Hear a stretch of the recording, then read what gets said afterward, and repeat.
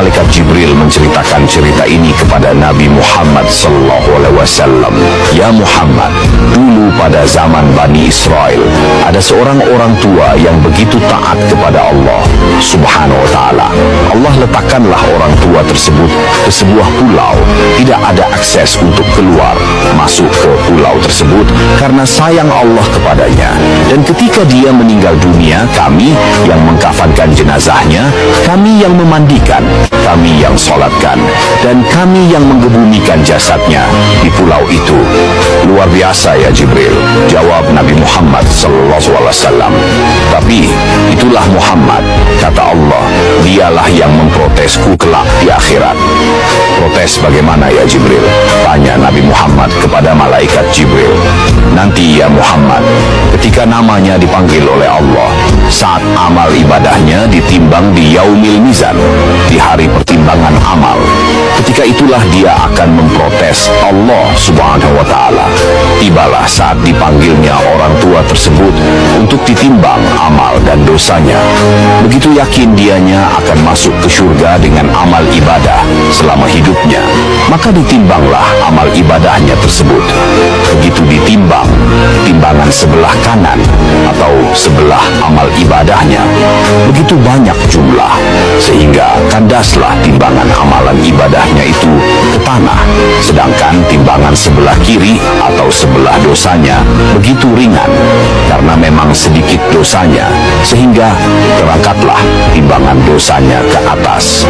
Berkata malaikat, salamun qawlan mir rabbir rahim, selamat engkau mendapatkan ucapan selamat dari Tuhan yang maha penyayang. Udkhuluha bisalamin aminin, masuklah kamu ke dalam surga dengan kesejahteraan dan keselamatan. Sampailah suara daripada Allah ketika itu, ya abdi, wahai hambaku, masuklah engkau ke dalam surgaku dengan ridha dan kasih sayangku. Begitu didengar oleh orang tua itu, dia masuk surga oleh Allah dengan ridha dan kasih sayang Allah. Tidak mau turun orang tua itu dari timbangan mizan.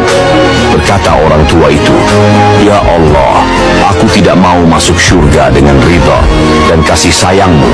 Aku mau masuk surga dengan amal ibadahku, ya Allah. 500 tahun aku korbankan waktuku untuk mengabdi kepadamu. Kubasahkan lidahku untuk berzikir kepadamu 500 tahun, ya Allah. Dan hari ini telah aku saksikan amal ibadahku lebih banyak daripada dosaku. Hari ini aku ingin masuk surga dengan amal ibadahku, ya Allah. Begitulah dia memprotes Allah saat itu. Berkata oleh Allah Subhanahu wa ta'ala, baiklah kalau begitu, kalau engkau maunya masuk surga dengan amal ibadahmu, kita timbang sekali lagi. Kenapa ditimbang lagi, ya Allah? Bukankah tadi sudah, ya Allah, kata orang tua tersebut. Yang tadi sudah ditimbang antara pahala dan dosa. Sahaja pahala, dosa dan pahala ini akan ditimbang kembali. Karena engkau ingin masuk surga dengan amal ibadahmu, maka akan aku timbang mana lebih banyak amal ibadahmu dengan nikmat yang telah aku berikan untukmu selama hidup di dalam dunia. Maka diperintahkan oleh Allah kepada malaikat, timbang kembali antara amal ibadahnya dengan nikmat yang telah aku berikan selama hidupnya di dunia.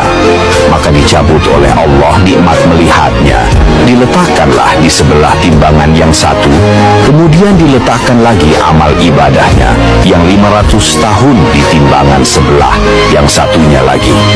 Maka turunlah timbangan yang berisi nikmat melihat dari Allah itu kandas ke tanah.